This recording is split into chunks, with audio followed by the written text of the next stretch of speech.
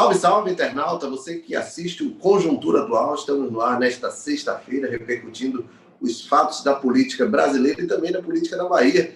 Quero saudar aqui o nosso querido Luiz Fernando Lima. Olá, Luiz Fernando, tudo bem? Olá, Gabriel, Paulo, todos que nos assistem e ouvem. Vamos nessa. Verdade. Olá, Paulinho. Como vão as coisas em Brasília? Tudo tranquilo, muito seco, sem chuva ainda. Tô procurando a chuva aqui em Brasília, mas salve para vocês, tudo de bom. Vamos lá, vamos jogar duro que hoje tem muito assunto para render, viu? Hoje vai ser bom, hoje o papo vai ser bom, promete. Espero que todo mundo já esteja seguindo a gente nas redes sociais. Exatamente.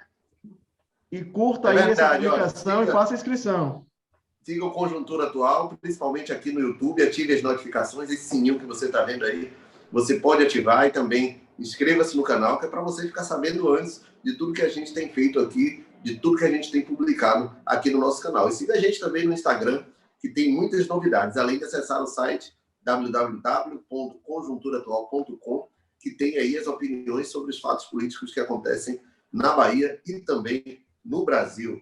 Estamos com Luiz Fernando Lima, aqui de Salvador, e Paulo Maneira, direto de Brasília, onde vamos falar agora sobre a primeira pauta do dia, que é a pesquisa do Datafolha divulgada na noite de ontem, né, dá o ex-presidente Lula 47% das intenções de voto contra 32% do atual presidente Jair Bolsonaro e a chamada terceira via, que não chega aos 10%. Somados eles chegam, mas separados eles não chegam à casa de 2 dígitos. Queria saber de vocês como é que vocês observam aí essa movimentação, esse resultado.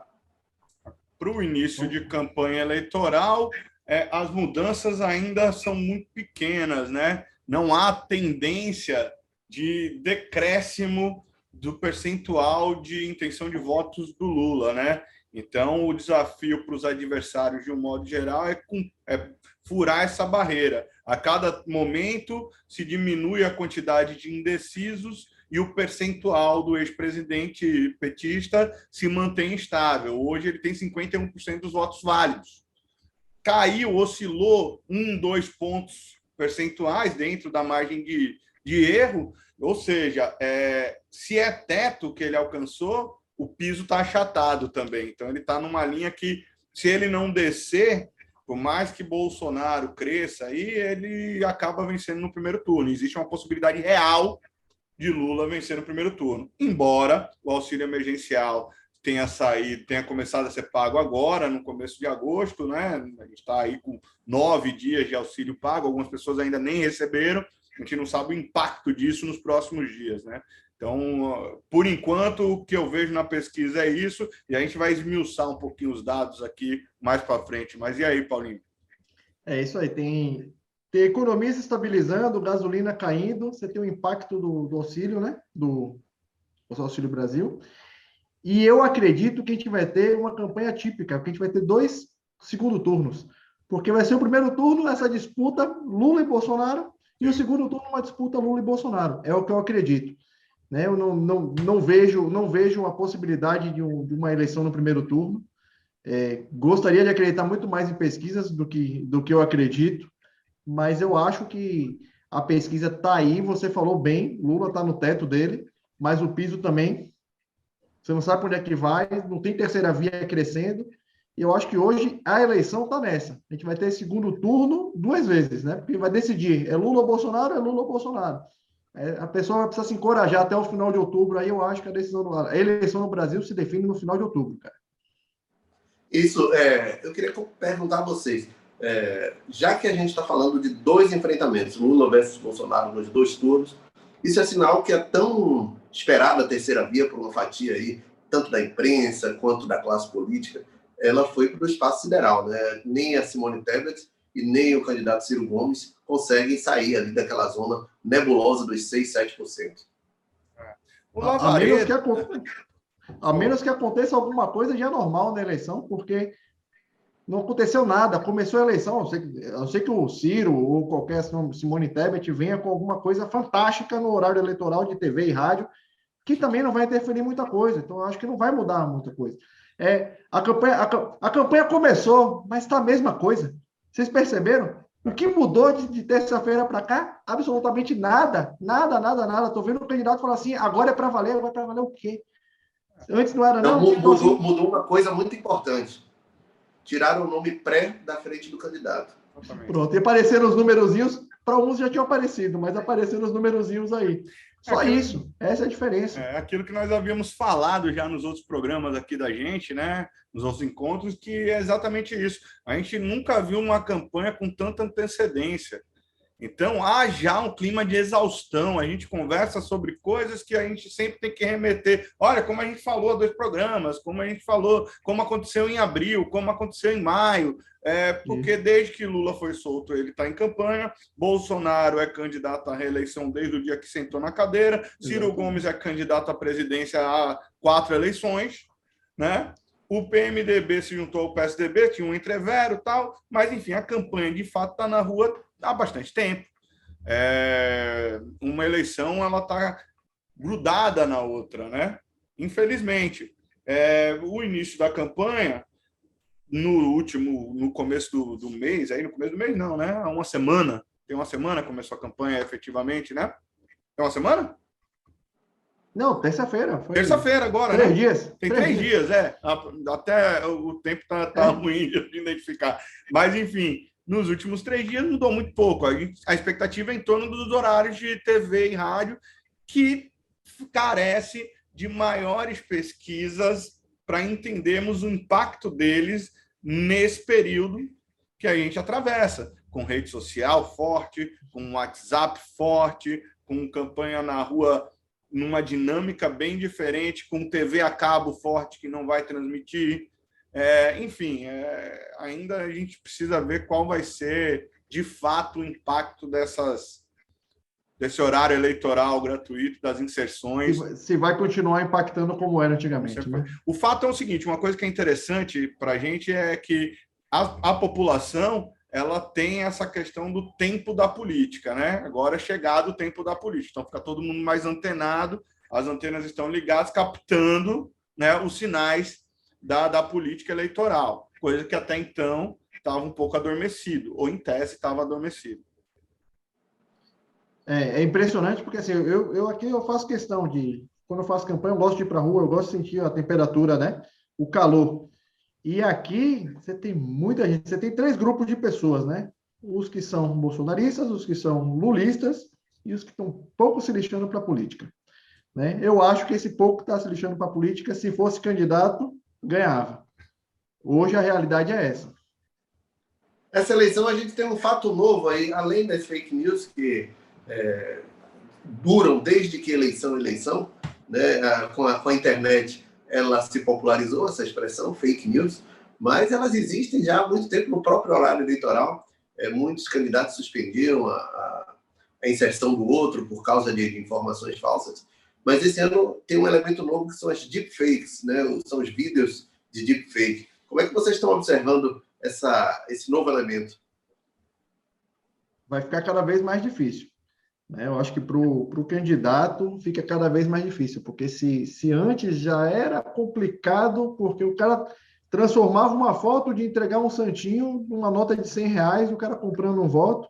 Hoje você poder manipular vídeo é coisa absurda, é coisa de outro mundo, e que a gente não tinha nem noção disso. A gente está falando de fake news. Fake news existe desde que existe notícia. Existe fake news, né? Na campanha de 2008, eu lembro que a gente sofreu muito com isso. Estou falando de 14 anos atrás, você tinha blogs que eram criados em Blogspot para fazer campanha contra. Você está falando de 2008, há 14 anos atrás. E já tinha isso funcionando e rodando forte em campanhas políticas. Então, assim, hoje é muito mais fácil você criar um blog, você criar um Instagram, você criar um Facebook e você colocar qualquer coisa, qualquer baboseira lá, você não é nem reconhecido. Então, qualquer pessoa pode fazer isso. Antigamente, você tinha que ter um certo conhecimento para fazer. Hoje, qualquer pessoa faz, inclusive um vídeo, né, uma manipulação de uma boca de um candidato para falar o que você quiser. A dublar, quem não dubla hoje um Bolsonaro e um Lula da vida? É complicado, vai ser muito difícil. E o caminho está indo para... Infelizmente, o caminho da campanha política está indo para isso. A contra-campanha está vencendo a campanha, infelizmente. São dois. Voltando à questão das pesquisas eleitorais, o Luiz Fernando traz aí alguns recortes. Eu queria que você nos mostrasse aí esses recortes que você fez dessa última sondagem do Datafolha e saber o que é que você encontrou de interessante aí nesse material que você coletou. Na verdade, o que eu acho interessante é o seguinte: o Lula tem 51% dos votos válidos, que é o mesmo percentual de rejeição do Bolsonaro. Isso casa um pouco com o que nós estamos falando aí da contra-campanha, né? E da questão que vem pautando as campanhas nas últimas eleições, que é a rejeição muito maior do que a aprovação. As pessoas votam num candidato muito mais para derrotar o adversário do que para eleger aquele, dentro dessa crise de representatividade que a gente tem vivido aí, que a democracia, de um modo geral, no mundo todo tem atravessado.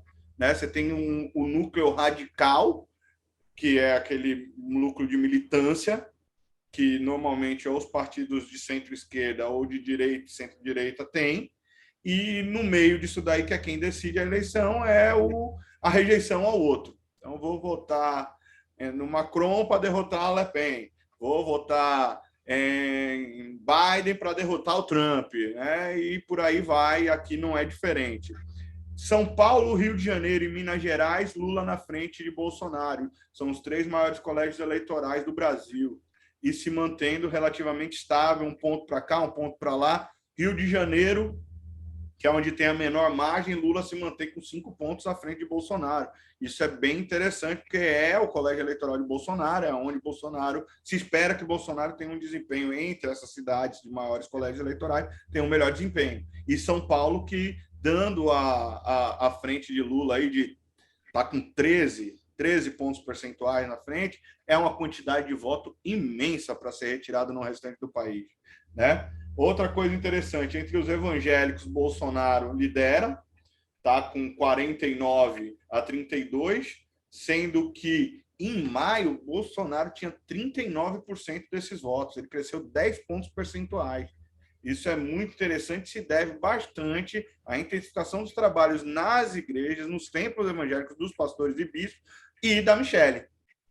Isso está identificado. A figura da Michelle tem dado impacto, tem feito com que mais pessoas se convertam e resolvam votar. Esse é um campo interessante, porque 1/4 dos eleitores no Brasil se dizem evangélicos.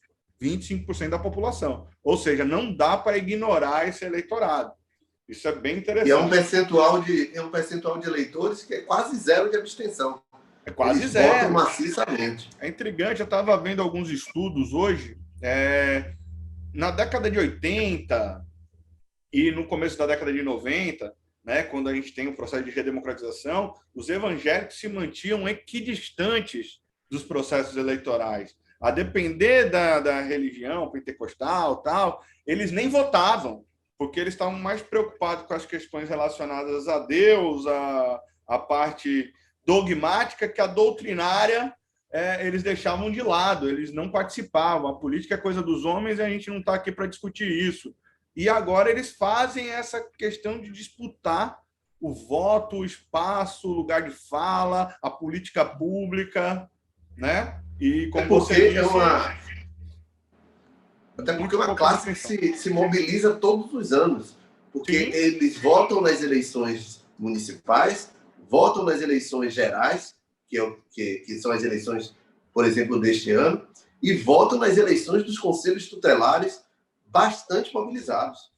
Eles são muito mobilizados, é uma coisa... Eles decidem e fizeram o Crivella lá no Rio de Janeiro, né, cara? Exatamente. A gente precisa ficar atento a isso para entender, porque, de fato, tem uma questão interessante, que o católico, por exemplo, que a maioria da população brasileira diz, ele não é É muito comum a gente ver o católico não praticante, né? É um cara que é católico, mas não vai para o templo, não vai para a igreja... a política pública nem sempre ela está atrelada às opções. Não deixa interferir uma coisa com a outra. Uma coisa não quer dizer outra, mas o evangélico não. São menores. O evangélico não. Ele tem aquela coisa todos os dias na política pública tem que seguir a religiosidade. Isso é muito perigoso no Estado laico, né? a despeito de predileções, de crenças e de respeito às mais diversas religiões, a gente tem que tomar muito cuidado porque envereda por um caminho que não distingue o que é do campo espiritual do que é do campo prático, objetivo, social. Pode levar ao fundamentalismo, né? Pode. É uma coisa que eu digo o tempo todo. A pessoa pode votar em quem ela quiser, desde que ela saiba em quem ela está votando. Ela sabe o que está fazendo, não tem problema nenhum. Eu penso assim. E quando você impõe a qualquer pessoa, você vai votar nele porque ele é disso, deste segmento, disso, daquilo, porque ele é azul, porque ele é vermelho, porque ele é cor-de-rosa, porque ele é abóbora, você não tem isso, não. A pessoa tem que ter essa liberdade. E eu acho que é isso, e isso é que faz a democracia ser boa, isso que faz a democracia ser gostosa. E é por isso que é bom trabalhar com política. Porque você tem que ter essa diversidade e cada um toma a sua decisão e vamos ser felizes, cara. É nessa questão que mora justamente a diferenciação entre as religiões. Isso que Paulo falou. O evangélico, ele vota todo, praticamente, ele tem suas tribos, né? Tem várias denominações neopentecostais, mas cada denominação vota toda num determinado candidato. É assim com diversas igrejas. O bispo Márcio Marinho, que é deputado federal, se elege dessa maneira. Já a Igreja Católica é um voto pulverizado e a parte politizada da Igreja Católica fica muito dentro de uma minoria católica. São aquelas minorias ligadas a determinadas pastorais. A gente tinha no passado, né, no processo de redemocratização, essas vias campesinas que eram muito ligadas ao movimento das igrejas católicas, da CNBB, né? Eles foram se afastando da política, né? E a gente não vê padre e freira disputando voto. Um ali, outro ali, tinha um padre no sul da Bahia que foi prefeito, um outro ali que era vereador, mas de um modo geral, a Igreja Católica ela tem uma política interna, né, centralizada na figura do Papa, que fica no Vaticano, né, e suas organizações aqui se distribuem, mas elas têm uma hierarquia muito precisa, enquanto nas religiões pentecostais, nos evangélicos, entre os evangélicos, isso é mais plural e cada templo acaba tendo a sua própria lógica e se identificando com determinadas figuras centralizadoras, mas na dinâmica do dia a dia, o pastor ali da igreja, ele é muito importante e muitas vezes ele é o candidato. Então, assim, essa relação o candidato está ali próxima. Dentro. A igreja tinha participação. A igreja, antigamente, você vai criar um bairro novo, você já tinha um espaço reservado para a igreja criar criar aquele espaço para cultuar. Pronto. Antigamente, você tinha a católica que fazia muito isso. Hoje, você já não vê tanto isso. Hoje é mesmo. Uma coisa que é interessantíssima, se nós percebemos na geografia, a gente que viaja muito, de carro, sobretudo, era interessante que quando você... Por exemplo, a Bahia é enorme, é do tamanho da França, né? Então, assim, Bahia-São Paulo são 2.000 quilômetros. Você sabia o município que você estava no mapa, antes do GPS, que quando você cruzava a fronteira de uma cidade para outra, você tinha uma padaria ou uma borracharia ou um posto de gasolina com o nome da cidade, na beira da estrada. Então, era borracharia, bar ou padaria, botequim, né? E posto de gasolina. Normalmente você tinha um dos três ali na entrada da cidade, você, estou em tal município. Hoje em dia, dificilmente você entra numa cidade para não ver uma igreja ou universal da Assembleia de Deus. Pode reparar, quase todas as cidades, independente do tamanho que ela tem, de quantos habitantes elas têm, na entrada da cidade a gente tem um templo. E normalmente esse templo é bonito, é grande, é imponente. Né? Para aquela arquitetura de beira de estrada, você percebe que ele é diferente, né? Então, assim, se a gente levar para o que o catolicismo foi para a política, qualquer praça matriz de qualquer cidade tem uma igreja católica. Tem igreja católica. Tem uma igreja católica. Exatamente. Antigamente tinha isso. Antes você tinha essa influência, que hoje você não tem mais. Não. Hoje você não tem mais. As igrejas, inclusive, estão deixadas de lado, né? Exatamente. Não vê mais a presença tão forte da Igreja Católica nesses municípios. E essas igrejas esses templos que nós estamos nos referindo aqui, eles fazem a política eleitoral. Eles convocam. Sim. Existe uma diretriz que eu estava lendo de que nos maiores templos da Universal e na Assembleia de Deus haverá vídeo de Bolsonaro durante os cultos. Sério? Nos maiores, exato. Isso não é fake news, isso é estratégia eleitoral. Já que você falou em maiores, e mais cedo você abordou aí os resultados do Datafolha nos maiores colégios eleitorais, São Paulo, Minas e Rio, queria saber a opinião de vocês com relação principalmente ao Rio e a São Paulo. No Rio, vocês já falaram, o Bolsonaro ele tem um filho senador, um filho vereador, é a principal base dele, né? Tem o governador do estado. E em São Paulo, o Lula tem vantagem e também tem uma coisa muito interessante, além do candidato dele ao governo do estado estar em vantagem, ele tem uma coisa muito interessante que é a presença do Geraldo Alckmin como seu vice. Alckmin foi governador 4 vezes de São Paulo, sendo uma herdando a vice de Mário Covas e outras 3 eleitas diretamente pelo voto. Queria saber de vocês se essas influências vão fazer a diferença lá na hora do vamos ver. A figura do Alckmin em São Paulo, ela é respeitadíssima. E a estratégia do Lula de puxar o Alckmin e fazer esse encontro histórico na política é exatamente para poder colher isso que ele está colhendo. Né? Aumentar a aceitação dele em São Paulo, ele ter uma outra história, uma outra forma de trabalhar São Paulo, que é o maior colégio eleitoral do Brasil. Tá? Então, assim, o Lula foi muito inteligente nessa arquitetura. Né? Ele está usando da figura do vice para poder, de fato, capitalizar e está conseguindo isso. O Sidônio está fazendo um trabalho fantástico esse começo de campanha. Não, vou respeitar. Falei que critiquei que estava tudo mais do mesmo, mas o Lula, de fato, conseguiu aparecer, conseguiu ser alguma coisa neste início de campanha. Ele está mostrando um bom trabalho. Paulo, você que é uma figura muito concentrada, muito especializada nessa área de internet, redes sociais, eu queria saber até que ponto a chegada para a campanha do Lula do Giannone influenciou positivamente aí essa virada petista dentro desse ambiente de web que era praticamente dominado por Bolsonaro? Toda a chegada de qualquer apoio, ela é fundamental para a candidatura. Eu acho que a campanha vive disso, né? Então, o Giannone foi importante, sim. Tem a sua fatia, tem muita gente que acaba abrindo mão dele porque não quer concordar, mas a campanha você faz disso, né? É aquela frase fantástica que a gente fala, que a política você faz construindo ponte, não é subindo muro, né? Então, essa que é a grande história. Né? Isso, inclusive, é uma coisa fantástica que é o próprio vice-governador João Lema que fala isso. E você vê o tanto de ponte que ele já fez por essa Bahia, e é mais ou menos por isso mesmo, cara. São Félix estava ali, eu não sei o que estava aqui, boto uma ponte e ligo uma cidade. E política você faz desse jeito. Quando o Lula pega o Janones e puxa para o lado dele, como ele pega o Geraldo Alckmin e puxa para o lado dele, ele está falando, eu quero conversar, vamos dialogar aqui, vamos se aceitar e vamos criar esse grupo. Então, política é isso. Quando você faz política repelindo, você não está fazendo política. Eu vejo qualquer outra coisa, menos política. Eu vejo muito que o que possibilitou essa construção de ponte do ponto de vista do PT foi ter um movimento como o de Bolsonaro antagonizando dentro de um espectro de polo, né?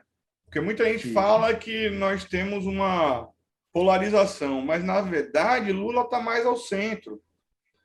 Então, é possível que ele capte essas outras lideranças com muito mais facilidade do que elas irem para a órbita de Bolsonaro, que se posiciona muito de lado, né? Eu acho que é ilustrativo nesse sentido a forma como o Lula consegue atrair figuras, né, por gravidade, como o próprio Alckmin ou Janones, faz com que a gente perceba que o movimento do Bolsonaro está mais aliado a um lado extremo. Porque se o Lula tivesse no extremo, dificilmente Geraldo Alckmin colaria nele, por mais insatisfeito que ele estaria. Vou fazer uma brincadeira com o que você disse, então, Luiz. Você disse que Lula é centro-esquerda e Bolsonaro é extrema-direita. Mas quem está mais no centrão? Aí é que tá. A tchutchuca do centrão. A gente tem que falar disso. Quem está mais no centrão? O primeiro meme da eleição, né? Mordeu a isca. O Bolsonaro mordeu a isca. A campanha vai ser pautada nisso. Eu acho que a campanha eleitoral esse ano vai ser isso. É pegadinha. É quem vai cair, quem vai ser provocado. A conta do Twitter do Bolsonaro fica provocando a conta do Twitter do Lula. Gente, isso é fantástico. É uma coisa, eles podem não citar o outro, mas se você for acompanhar, acompanhe os dois, cara, gente. Acompanha os dois, fica um provocando o outro, então tá isso. Então, quem morder a isca, quem for provocado, tá ferrado. E Bolsonaro caiu, mordeu a isca. Mas vamos lá. Só para dar um número, em São Paulo, 38% de intenções de votos para o Haddad, né? 16% para o Tarcísio e 11% para o Rodrigo Garcia, né? Me impressionou, viu? Só para a gente não perder isso daí. Depois a gente vai para o Tchutchuca do Centrão. Mas me impressionou porque eu achei que estavam mais equilibrados todos eles. Tarcísio talvez seja o quadro bolsonarista mais respeitado, tecnicamente, entre os postulantes, né?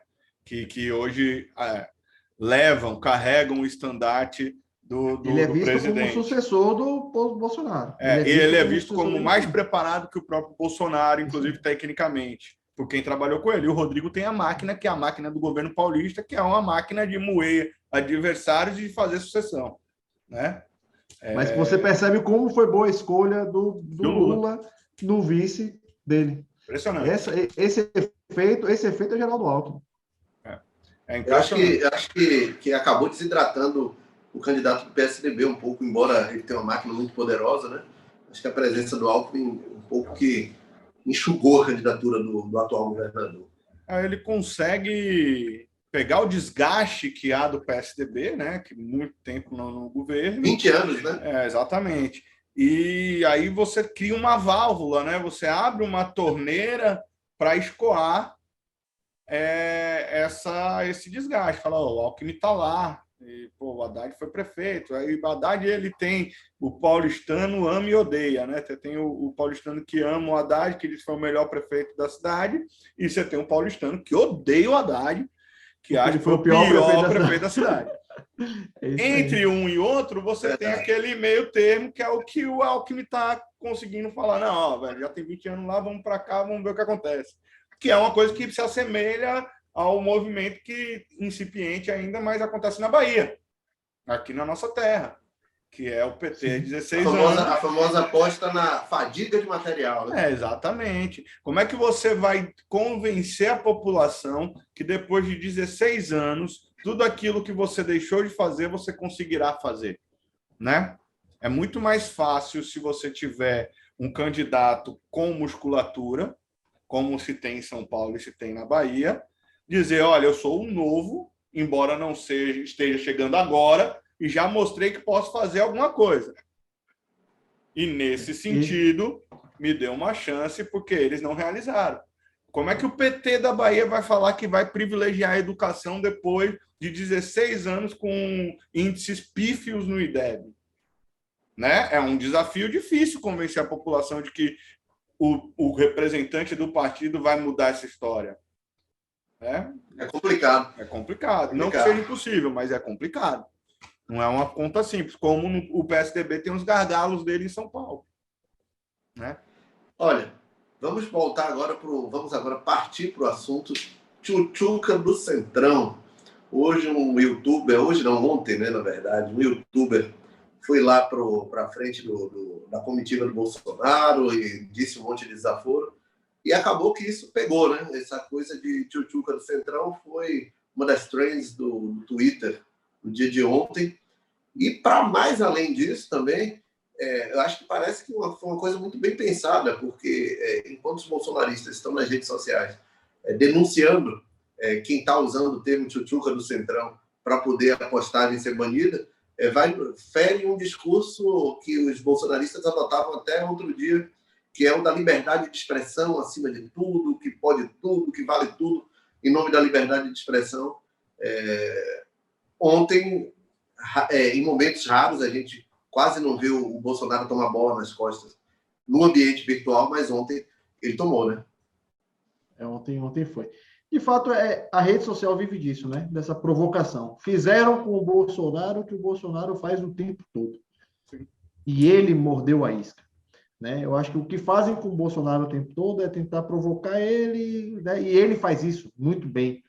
Ele provoca a imprensa diariamente, 2, 3, 4, 5 vezes por dia, né? Ele provoca os outros candidatos diariamente, né? Toda hora o cara chega... Aquilo que eu disse, tem gente que acorda e fala assim, ó, deixa eu ver qual é a pauta que eu vou fazer aqui, que eu vou provocar nesse assunto, quem morder a isca venha. Então, eles estão fazendo isso. Na Bahia, inclusive, está acontecendo uma coisa tão estranha com a direita, não sei se vocês estão acompanhando, mas a direita está, como não está conseguindo provocar a esquerda para a esquerda morder a isca, eles estão brigando entre si. Eles estão brigando entre si, estão correndo o risco de não conseguir fazer 2 deputados.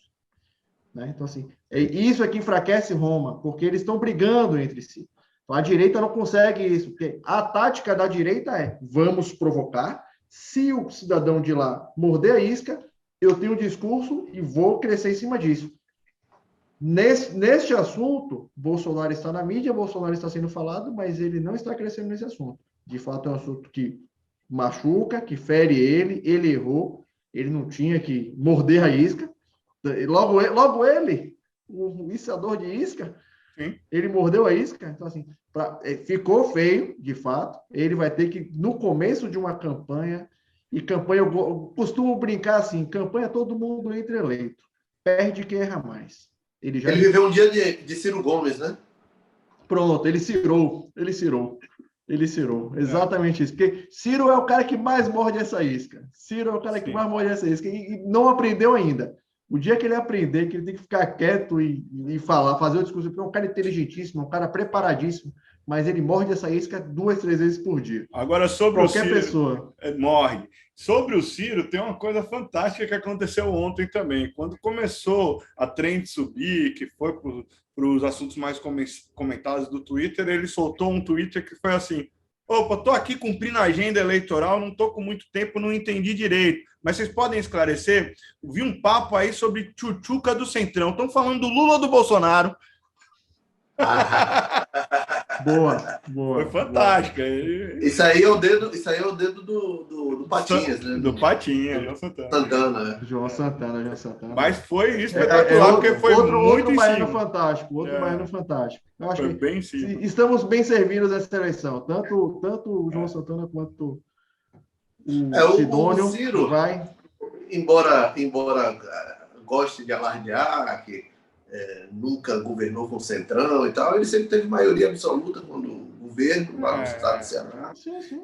E nunca foi presidente da República. Eu acho que existe, cara. O Brasil... A história diz que para você governar você precisa do Centrão. Não adianta. O cara quer chegar lá bater no peito? O Collor tentou fazer isso, caiu. A Dilma tentou fazer isso, caiu, gente. O que o Ciro... lógica egípcia, né? Com relação ao Centrão.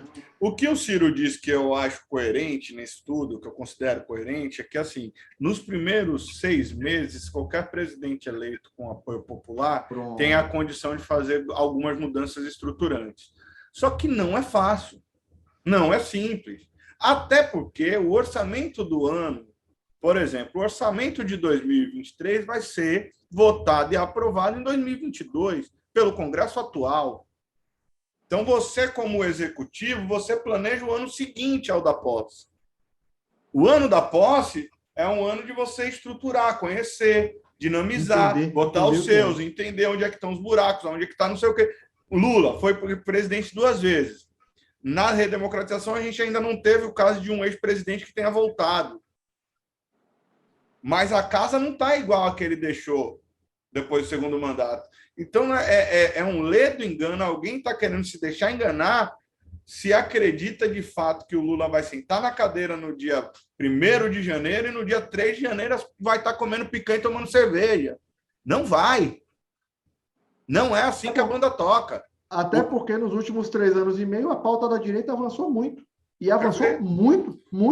Comportamento econômica. Ele não tem como, vamos apagar tudo que aconteceu nos últimos 4 anos e vamos voltar. Ele vai ter que desconstruir para poder construir. Exatamente. É comportamental e econômica, as 2 agendas. Isso aí. Elas avançaram muito, a despeito de para onde. Outra coisa, a preocupação do Lula ou de quem quer que seja o presidente ao assumir, salvo Bolsonaro, que já tem a organização dele, é quem vai ser o presidente do Congresso, quem vai ser o presidente da Câmara, quem vai ser o presidente do Senado, como é que eu vou influir nisso? Como é que eu vou compor minha base? E qual é a agenda prioritária? Então, tem muita coisa para acontecer aí que aí a gente não tem como fazer essa ginástica narrativa agora, que é um exercício de futurologia extremamente arriscado e até irresponsável. Né? Hoje a preocupação dos partidos é fazer deputado federal e senador. Senador nem tanto, porque só vai mudar um terço do Senado. Exatamente. Você não vai ter uma... Essa é aquela eleição que o Senado não muda nem tanto. Mas é só um terço que você está mudando, renovando. Mas no Congresso, Ave Maria, muito deputado federal aí vai chegar e os partidos precisam criar corpo, porque muito partido vai morrer nessa eleição, vai acabar nessa eleição. Então, é partido ter corpo para poder fazer deputado federal, para poder, sim, entrar nessa briga que a partir de janeiro vai ser para que lado eu vou e vamos ver com o que eu vou barganhar com esse tamanho que eu tenho. E é o deputado federal que influi no fundo partidário eleitoral, que influi no tempo de televisão. E por isso que, quando essa eleição capenga, vamos dizer assim, de um senador só, acaba que vira prioridade a eleição do deputado mesmo. São 513, né? É muito deputado. É impressionante porque ele é o voto mais importante. O voto do deputado federal é o voto mais importante que o cidadão tinha que dar. É o voto que ele tinha que mais saber escolher. O deputado federal é o cara que tem tudo. Ele articula, na verdade, ele seria a voz do povo. Né? O Congresso é os deputados, a voz do povo, e o Senado, na verdade, o cara tem que pensar no todo. O cara não tem que pensar só no Estado. Para o presidente, a hora importante é justamente agora, porque é de eleger deputado que vai se alinhar com ele lá na frente. Porque convencer 513... ter maioria em 513 é difícil. E o Senado é uma casa mais sensata, né? 81, né? Não, o Senado é uma casa proporcional. Ela tem 3 senadores em cada estado. Já os deputados federais não, é proporcional ao tamanho, né? O Distrito Federal tem menos. Aí você tem a soma total, mas é mais covarde. Né? Eu digo mais sensato. Imagina a gente disputar com os deputados de São Paulo. Os deputados de São Paulo quiserem, eles conseguem. A bancada de São Paulo define muito mais, porque os caras têm a maior bancada. Assim, é natural que o recurso, que a conversa... nas brigas de royalties, né? Exatamente. Exatamente. O Sudeste sempre teve essa influência. Muitas vezes a gente aqui analisando, por exemplo, o PT da Bahia talvez seja o partido... Depois do Rio Grande do Sul, que viveu aquele tempo áureo lá atrás, é o partido é o lugar onde o partido tem maior tempo de administrações, né? E o pessoal daqui sempre se pergunta por que São Paulo dá as cartas na direção do PT. Você tem 2 grandes elementos. O primeiro é o Lula e o segundo é a bancada. Sim. São Paulo tem mais peso porque tem uma bancada maior. Olha, vamos agora para o último assunto do dia, que é a posse do ministro Alexandre de Moraes como presidente do Tribunal Superior Eleitoral. Ministro que teve diretamente ligado ao processo eleitoral já nos últimos 2 anos, porque foi o ministro que assumiu lá a questão das fake news dentro do Supremo Tribunal Federal. E agora ele, sobre bombardeio constante, acaba assumindo o TSE em meio às questões de credibilidade da urna eletrônica, que é colocada em xeque a todo momento pelos aliados do presidente, pelo próprio presidente da República. Mas o presidente foi lá, sentou praticamente ao lado do Alexandre de Moraes, e o Alexandre disse algumas coisas lá que parece que o presidente não ficou muito feliz, não. Queria saber de vocês aí a repercussão dessa posse aí, que foi um dos acontecimentos dessa semana. A posse de ministro, de um modo geral, ela é interessante, né? Seja no Supremo Tribunal ou nos outros tribunais. Tava lá Michel Temer, José Sarney, Lula, Dilma, Fernando Henrique mandou carta, né? O Itamar deve ter mandado alguém psicografar alguma coisa para ele também, né? Porque é impressionante a quantidade de governadores, de deputados, todo mundo lá fazendo esse mise-en-scène, essa cerimônia, que é para inglês ver, né? Nos bastidores, um monte de alfinetadas e enfim, todo tipo de chute na canela. do ponto de vista do discurso do Alexandre de Moraes, eu achei bem interessante, porque assim, ele de fato constrangeu aqueles que defendem que o processo no Brasil de urna é questionável. Por outro lado, a gente não vê todo o TSE se preparando para ter capilaridade para enfrentar tudo que a gente estava discutindo aqui, de deepfake, do jogo sujo da campanha eleitoral. Porque é o que vai acontecer de fato. Que é o que tem acontecido, está acontecendo. Porque o fato é, a gente está num momento de agenda tão equivocado que nós estamos discutindo a maquininha, que é um grande avanço. A maquininha, que é a urna eletrônica, ela é legal. O problema é que, para chegar nessa maquininha e decidir o voto, tem um monte de coisa acontecendo que não está sendo discutida. O bode na sala é a maquininha. É a urna eletrônica. Eu acho que, às vezes, é uma grande cortina de fumaça, inclusive o discurso de determinados setores, como o bolsonarista, de ficar falando que a urna eletrônica é insegura e aí chama hacker para poder falar de urna eletrônica e bota os militares para falar de urna eletrônica, enquanto o pau está comendo no processo, que é mais importante do que a urna. A urna é segura. Tudo, até hoje, demonstra que a urna é segura. Bolsonaro é eleito pela urna eletrônica desde quando é candidato praticamente a deputado federal e desde quando a urna eletrônica existe.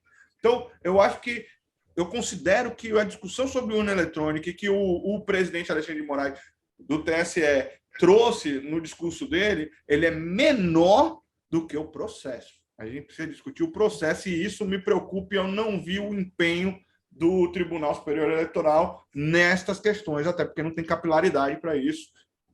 Pronto, aí é que eu pergunto para Paulo, o que os liberais tanto criticam, que é dessa lentidão da máquina estatal. E essa lentidão pode atrapalhar o TSE nessa questão. É aí que o Luiz Fernando acabou de falar, né? A minha visão de urna eletrônica é simples, tá? Qual é? Ela está ali. Se fosse tão fácil fraudar, por que o político ia corromper, comprar voto? Por que o político ia gastar fortunas em marketing, em ações, para poder ganhar voto? Seria mais fácil ele chegar e contratar um bom hacker, ao invés do bom marqueteiro. Você joga futebol. Mas não. Eu quero mudar a regra, porque agora eu posso fazer gol de mão. Cara, a regra é do jogo. Quem não gosta da regra da eleição com a urna que aí está, simples, não sai candidato, cara. É simples assim. Tá? Não tem um assessorado meu que não tenha ouvido isso. Então, assim, você tem reclamação sobre a urna eletrônica? É simples. Espera a urna ser impressinha, espera o voto estar ali para você poder confirmar e você sai candidato. Porque a regra é essa. E quando você entra no jogo, você precisa entender a regra e precisa jogar a regra. É isso aí. Não gosta de falar que o presidente gosta de jogar nas 4 linhas da legislação? A regra da eleição é essa. Então, a gente tem que jogar essa regra. Não é tão simples, não é tão fácil. Então, não é, poderia ser melhor. Aí, se você quiser discutir comigo se pode ser melhor, se não pode ser melhor, não sou eu que decido. Eu tenho uma opinião, mas a minha opinião vai valer? Não vai. Eu quero saber qual é a regra do jogo. Todo ano de eleição, eu pego a atualização de lei eleitoral, eu procuro saber o que pode e o que não pode. Aí é um tal de... Os próprios... Campanha de prefeito, mesmo que eu faço mais de uma, eu tenho um advogado que defende uma coisa e tem um advogado que não defende. Você tem campanha agora acontecendo, tem gente que acha que tem que botar o CNPJ em todo o card da rede social. E tem gente que acha que não pode. E você vai fazer o quê? Tem gente que acha que pode fazer campanha com camisa. Camisa, aquela que a gente usava em 2004. Isso é uma coisa... Exatamente. Isso é uma coisa importantíssima que você traz, Paulo, que tem uma insegurança jurídica enorme e há divergência entre os advogados eleitorais e os advogados tops, os advogados bons. Então, assim, eu ouvi essa última semana, já tem um tempo também, na verdade, tem um mês e meio, que eu tenho ouvido alguns advogados eleitorais especialistas, e eles dizem o seguinte, cara, é melhor não fazer determinadas coisas, porque se cair no juiz tal, ele vai dar um posicionamento assim, se cair no juiz, se cair em Beltrano é assim, Ciclano é assim, eu digo, como assim? A lei tem que ser uma. é o entendimento da lei, não é a lei. É o Exatamente, mas isso do ponto de vista da eu acho eleição é muito perigoso. Deveria ser essa preocupação deveria ser a do Alexandre. Também acho. Né? De deixar isso mais claro, deixar essa regra mais objetiva. Não vai, é o que você falou, a urna é uma cortina de fumaça. A eleição ela precisa ser mais clara, até para que o eleitor possa saber o que ele está fazendo. Eles não acreditam a partir disso. Quando você invalida, a urna pode ser fraudada, porque é o cara que vai querer sair no domingo, primeiro domingo de outubro, para ir lá votar. Isso é desmotivador. É você entender que é a mesma coisa, beleza, a partir de agora, ó, o VAR é uma fraude. O VAR é comprado. Eu não vou mais assistir futebol, cara. Se eu entender que o VAR não existe, que eu tenho uma pessoa lá dentro da cabine, do futebol, manipulando o resultado de um jogo, eu vou assistir para quê? Se eu sei que o cara vai manipular e quem vai ganhar, quem paga. Meu time não tem dinheiro, perdi tudo. Sim. Então, não tem muita lógica. Então, se a gente acreditar nisso, perde o gosto. E política tem que ter isso, tem que ter essa paixão, esse amor pela política, ela tem que existir. Se não existir, é melhor não fazer, cara. É melhor ir para outro lugar. Olha, e com esse assunto da urna eletrônica, o conjuntura atual de hoje vai chegando ao fim, né? Voltando aí ao início do programa, ative as notificações, siga o nosso canal no YouTube, siga as nossas redes sociais e participe ativamente aqui, que toda semana a gente vai estar aqui discutindo todos os fatos políticos da Bahia e também do Brasil. De vez em quando, algo internacional também que surge, que influencia aqui na nossa conjuntura atual. Bom dia, boa tarde, boa noite para todos vocês, dependendo da hora que você nos assiste. E até logo, Luiz, e até logo, Paulo. Valeu, boa noite. Valeu, gente, boa noite, foi ótimo.